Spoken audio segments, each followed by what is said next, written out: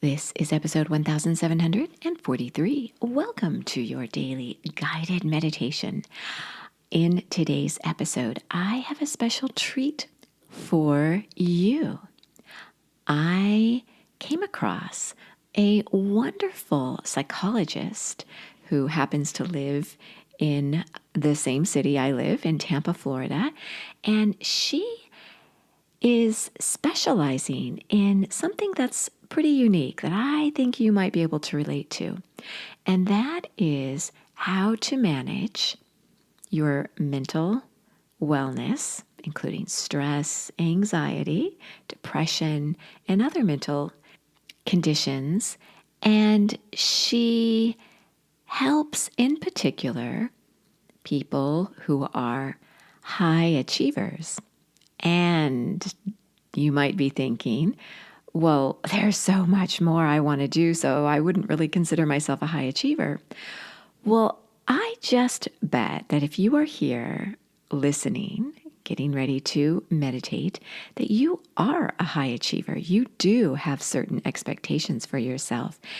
And when you are in your times of greatest need, you reach out. You are willing to explore many different out of the ordinary ways to live a happy and healthy life. And so I just bet that you do expect a lot out of yourself, and this can put pressure on yourself. And so Dr. Lindsay O'Brennan is the psychologist I've interviewed. Now, as you listen to her interview, she's going to mention several simple ways that you can identify depression, stress, and anxiety, what you can do about it, and also if you maybe don't suffer from these kinds of mental conditions, but you have loved ones who do, she provides ways for you to help loved ones. And this is very important, and it's not often mentioned or explained how this could be so important to someone who's reaching out to you because they're depressed or stressed or suffering from anxiety. Now, she also mentions in the interview how to keep a thought log. And you have a challenge for this week, and that is to visualize peace. Well, I would like to add on to this challenge and encourage you to do a thought log. You'll hear all about it in the interview. And so you have a special treat. Now, don't forget to do your meditation today, so you can go back and listen to one of the meditations from this week's series, or simply settle yourself down and pick out a technique on the Slow Down Guide and meditate. You could meditate in silence or use music. It's up to you. So without further ado, I welcome Dr. Lindsay O'Brennan. Okay, here is our special guest I've been telling you about, Dr. Lindsay O'Brennan. And a little background about Dr. O'Brennan is she is a licensed psychologist in the state of Florida. She's also the owner of Morning Star Wellness, and this is her private practice in Florida, in Tampa, or Carrollwood is the area where she lives, where she works with students and adults who are experiencing stress, anxiety, and overwhelm due to their school, work, and life demands. She's also an adjunct faculty member and doctoral supervisor at the University of South Florida's School Psychology program. She received her combined PhD in clinical counseling and school psychology from University of California, Santa Barbara. In addition, she completed 2 postdoctoral fellowships, one at Johns Hopkins University, Bloomberg School of Public Health, and the other at the University of South Florida School of Education. And I want to just let you know that Dr. O'Brennan specializes with helping people who are high achieving, and she has done a lot of extensive work She works with high achieving and gifted students, such as those in rigorous schools like an international baccalaureate program, athletes, and performers. And she helps students and professionals navigate their school or work related stress and to effectively manage their time while continuing to reach their long term academic and career goals. So, this is a little bit about Dr. O'Brennan. I'm really excited that she's here with us as we continue with our anxiety journey this week, learning how to manage anxiety with meditation techniques. And so, I'm honored she's here as a guest expert. So, welcome, Dr. O'Brennan. Oh, thank you so much for having me, Mary. Well, I'm really excited and I've been looking forward to this interview because I like how you specialize working with high achievers. And sometimes high achievers, and I know many of you listening to the meditations, are wanting to calm your mind and body because you are undergoing a lot of stress that may be self-imposed stress, as well as stress in your environment, but it can be stress because you may feel like you're just not enough when actually you are doing a great job just as you are. And it's not always necessary to receive the kind of depression and anxiety that goes along with an overachiever. There are some tools, and I know you can help the listeners with those tools. So I wanted to ask you how to notice when you or a loved one is depressed, especially for overachievers. Yeah, it's well, it looks the same for just I guess a typical person versus an overachiever. And I say overachievers are those of us that we've got really big goals in mind. Maybe we tended to do really well in school throughout our life. Went on to the colleges that we wanted to, or maybe we're climbing the corporate ladder, starting up our own businesses, or want to set a PR when we're working out. So I say high achievers are anyone that is striving for more. And what depression can look like there is, I like to say, it's kind of like you get your feet stuck in the mud in a way. Where you're moving fast towards that goal, you've got your sight, something in mind, and you just can't seem to go there fast enough. And it's where everything starts slowing down. And so what this might look like from someone on the outside is seeing someone just getting tired more easily. They might be experiencing a certain level of burnout. They might not be able to talk and think as fast.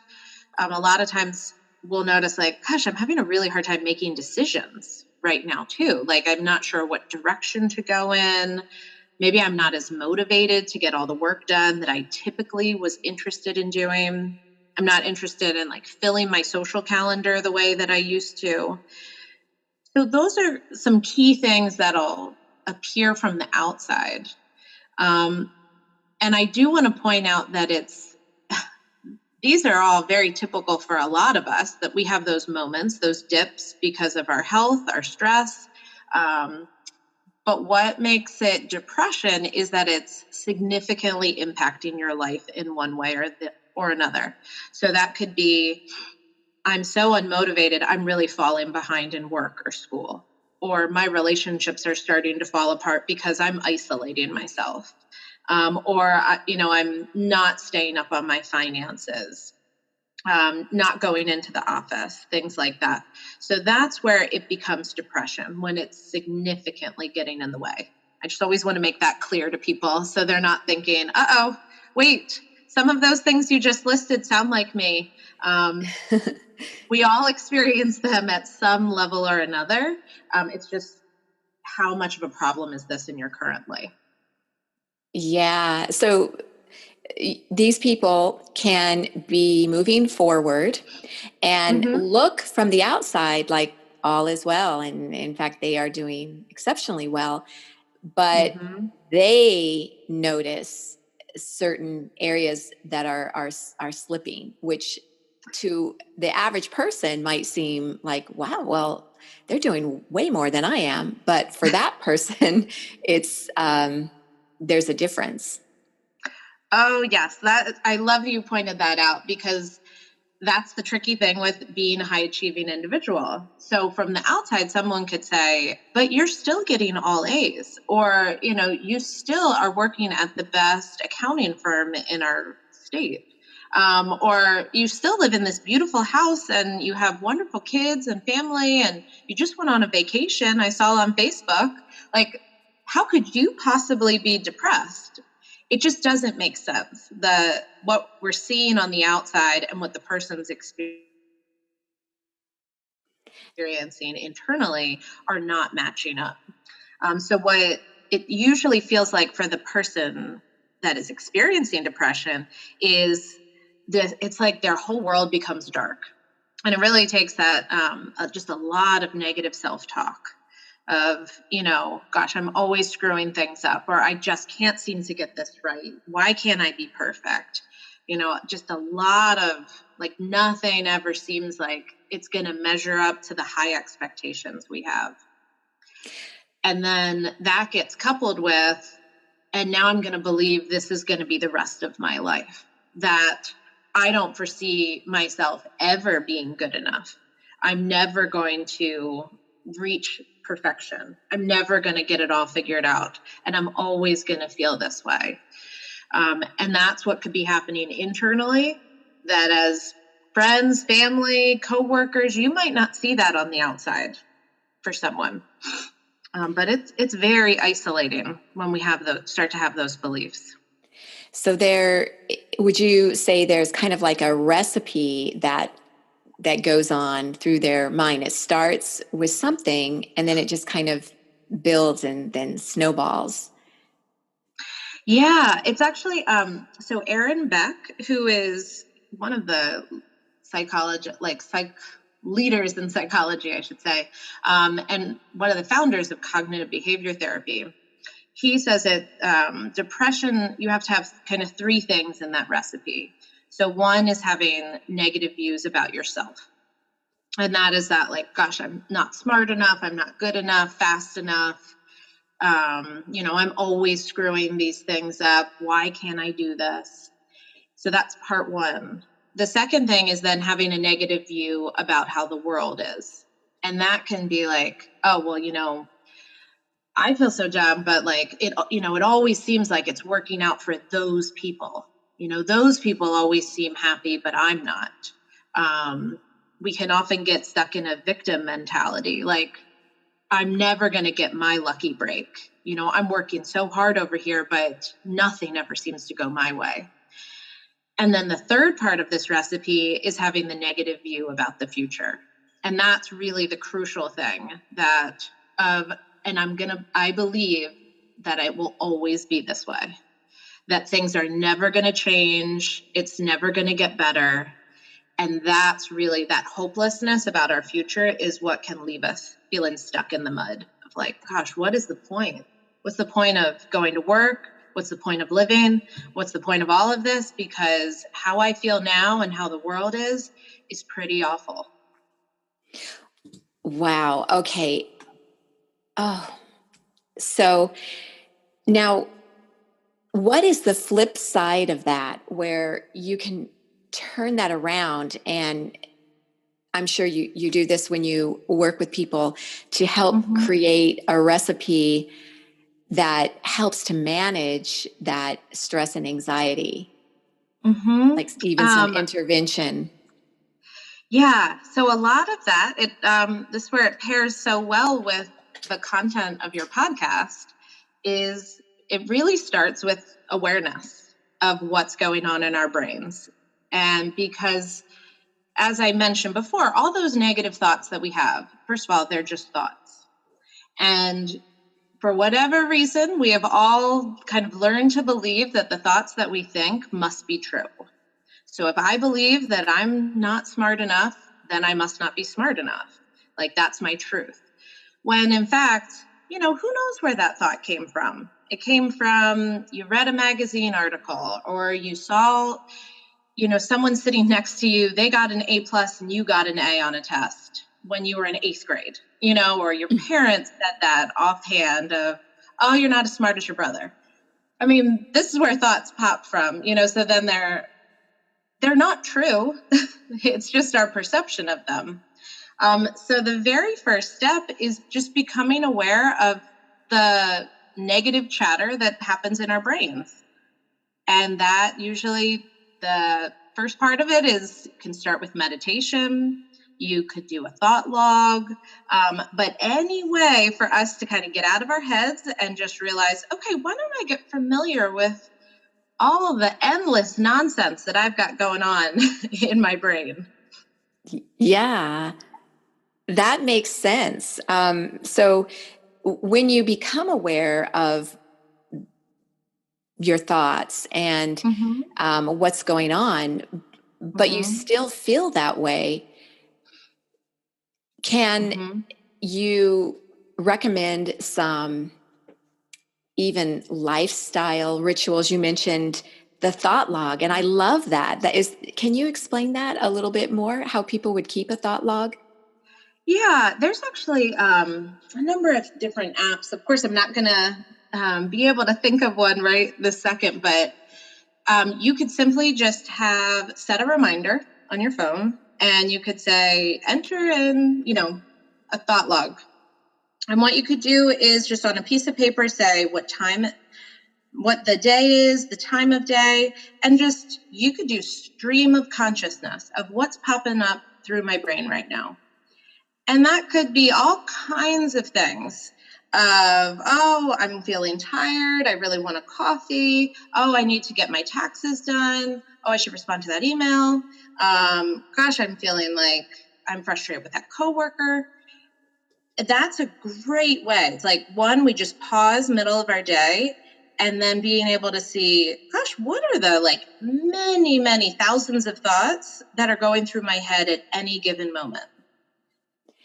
So That's it gives excellent. us a little bit of awareness. So what can happen, you do that, you could do it multiple times a day. You could do it same time every single day. And then you could see some patterns start to emerge. So you might see, wow, gosh, I am, obsessing on this thing about work all week long. This little conversation I had with a coworker is stuck in my brain. Or I seem to be very stressed out, or I'm always stressing about how tired I am or what I'm going to make for dinner. So we might be able to see these little patterns of thinking start to pop up. So I say the first part is awareness, but you also are learning how to be a detective in your own brain. Yeah, that makes sense. So I know that's probably what you do to help people break these cycles, because sometimes we're not really aware, or I'll notice that sometimes I won't really notice what's really bothering me because I'm really kind of numbed out to a certain emotion. Even when I stop and think about, what's causing this or what's causing that, sometimes it can take me some time to really figure that out. Do you have suggestions to, really help yourself connect with your emotions? Oh, that's a good one. I asked myself the question of kind of, how am I feeling in this moment? So it could be, if I'm experiencing agitation, stress, anxiety, one, it's just finding a quiet place to really think about, where am I feeling it in my body? Some of us we can feel it in our heart. Some of us feel things in our head. I myself am someone, I feel a lot of things in my gut. So I'm often do a literal gut check on things of okay, what's going on?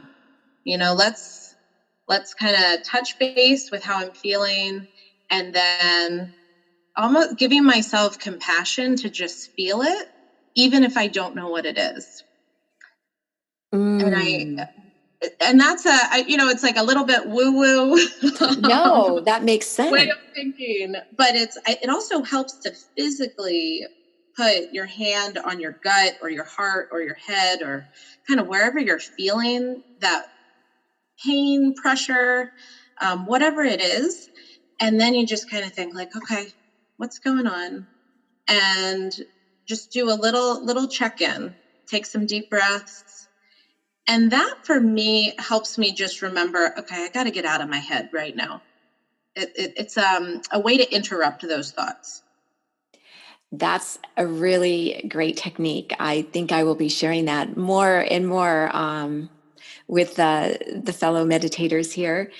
So, to actually touch the part of the body where you feel this tension or stress, and to allow yourself to just feel it, whether or not you know where it's coming from or not. Um, Mm-hmm. so, then after you do that, what if you just kind of you realize that, okay, I keep ruminating on this thought. How do you break out of that? How do you actually create, change to Mm-hmm. break out of that kind of thought Mm-hmm. pattern? So there's a couple of different techniques, and this some of these will work better for some people versus others. So one is we can almost have a little dialogue with that thought in our head. So say, the common "I'm not good enough" belief.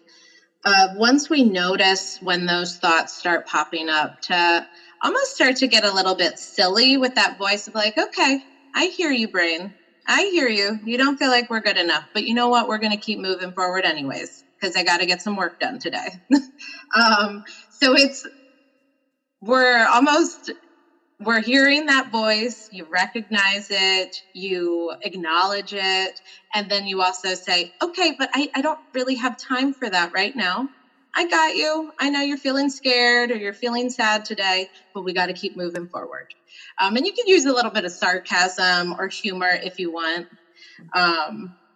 So that's one way. Like some people, it's just a way to interrupt it and make light of our thoughts, because Yes.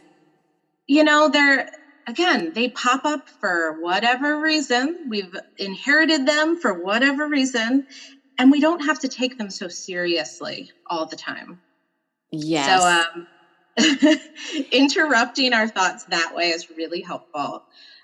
You can also do physical interruptions by, I'm going to physically move myself in another location. I'm going to go for a walk. I'm going to pet my dog. I'm going to kind of do some jumping jacks. I'm going to, do something to kind of get the blood flowing and moving our bodies differently, even if just something just a little different movement can help us kind of shake and interrupt those thought patterns. That's so excellent. And what I really like about your suggestions is that it's very doable. Like, I could do this today, right after we talk. I could actually do this. And Yes. I'm sure the fellow meditators are feeling the same way, like, oh, I'm going to do that. Yeah. And you can, I always say, gosh, try to have kind of weave some humor into things, because we have to laugh at ourselves a little bit. One, so many of us have the very common thoughts. We all are probably experiencing the same. I'm not good enough. Why can't I be better at this? I wish I had this, or I want to do that. We're experiencing such similar things. So it's almost we have compassion for ourselves, but having compassion for, gosh, all the rest of us that are going through kind of in the same boat, thinking these things. yes. No, that's so good. Thank you for that. Mm-hmm. So I'd also like to ask you, Mm-hmm. I know there's a lot of importance placed on creating a safety plan if you feel Mm-hmm. yourself becoming depressed or really not being able to manage any kind of emotional or mental strain very well. Do you Mm-hmm. recommend having a safety plan? So I've done that with clients. I think a safety plan, if you're going to make one, you need to make it with someone else. So we can have, I think, make our own. We can have things in mind of, all right, these are some strategies that when I am triggered or I get in that really dark place or I kind of find myself slipping down into a path of depression or my anxiety is revving up, here are some strategies I could try doing. And that is helpful, but I think making a safety plan with another person that you feel very safe around. So that could be a counselor or a psychologist, a therapist, coach, but also a trusted family member. And I say it's important to do it with someone else because, one, it's you're voicing how you're feeling. If you really are on the verge of really thinking about taking your life, or you feel like I'm going to have a panic attack, I'm really not in a good place. To voice that to someone else and that person, that trusted person, to say, hey, I see you, I've got you, we're going to go through this together. There's a lot of power in that experience of seeing, all right, I'm not alone. I have someone who physically has my back right now. Yes. Yeah, that's powerful. It is, especially when we have those beliefs of nobody cares, nobody would miss me if I were gone. And those are just, thoughts that we're having in our head. Those are not true. So to have someone else there in front of you saying, nope, you're going to be okay. We're going to get you through this. I got you. I want you to be in this world. And what that plan could look like, it's very simple. And if you experience negative or distressing thoughts, of identifying what could I do instead. So maybe it's going for a walk, being around your pet, talking to a friend or a trusted person, and then identifying people who you can turn to and call when you're in a state of crisis. And a key thing I want to make sure is that you're going to identify people who you're going to call, and you also have to make sure those people know that they're on your list. Because if you are in a low place and you call that person up and they're not receptive, they might be dismissive of what's going on for you, that is the exact opposite person you want on your list. And I'm sure all of us, any of your listeners, they probably know exactly who I'm talking about. We all have those people in our life that just might say, oh gosh, get over it. You're fine. Like, just go have a glass of wine, watch some Netflix. It'll all be okay. Yeah, we're all stressed. Mm-hmm. So that we don't want those people on your safety plan. We want the other people on the list. Yeah. So, well, that leads me to ask you, what if you are on someone's list and you want to support them and you get that call? Mm-hmm. And you just freeze, or you're not sure what to do? What can you do? What are some ways you can help that person feel safe? Mm-hmm. Oh, that's a great question. And it's something I don't think we talk about enough, because I've gotten to talk to loved ones or friends of, I don't know what to do right now.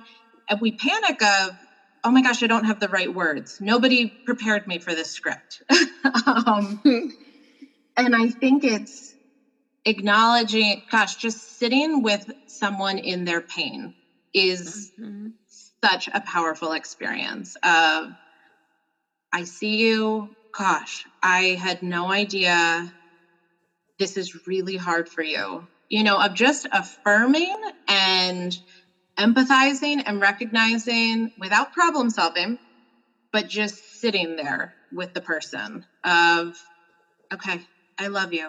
And I want you to be safe. And this is really hard. You are just feeling a whole lot. So that is the first and foremost thing. So if someone reaches out to you, to just, give them as much love as you possibly can, because that takes a lot of guts to reach out to someone. Mm-hmm. The second thing I would suggest is to help them start problem solving of like, okay, I'm worried about you. I'm taking your mental health seriously. I think it would be helpful if you have a counselor or are able to talk to somebody who could help you navigate this a little bit better. That I think you're like giving them the love, and now you're helping give them kind of the life raft. And that could be, if you have someone in mind, a counselor that you know of that you could recommend to them, then you could give that number. Could always go on Psychology Today to find therapists in your area. So that's really simple. You go on, put in your zip code, you can even select, I want someone that specializes in depression and CBT, and then you could find who's there, who takes insurance. If this is like close friend or family, you can make that call for the person of, hey, you know what, let me see if I can reach out to the counselor for you. I'll get the ball rolling. So those are, I think, like very practical steps that you could take as someone, if it's your friend or family member or your child, of recognize, affirm, love them, and then, all right, let's get you some help. And we'll walk through this together so you don't feel alone. That's such a good plan to have in place because, I know people who are feeling depressed or, experiencing so much anxiety or depression or trauma, they just don't have the energy or the focus. Sometimes, just thinking clearly is difficult. And it can seem so overwhelming to find the help that you need. So I think I love how you said, go to Psychology Today and type in your zip code, and you can narrow it down from there, or actually doing that for the person and helping them see, who their insurance would take. And that's really important. And just being with them in their pain. I like how you said that. And then I wanted to mention the CBT. If you're new to, the listeners are new, that stands for cognitive behavioral therapy, where it's, can you explain a little bit about that? Yeah, it's kind of similar to what I was mentioning before about the negative thought patterns we tend to have.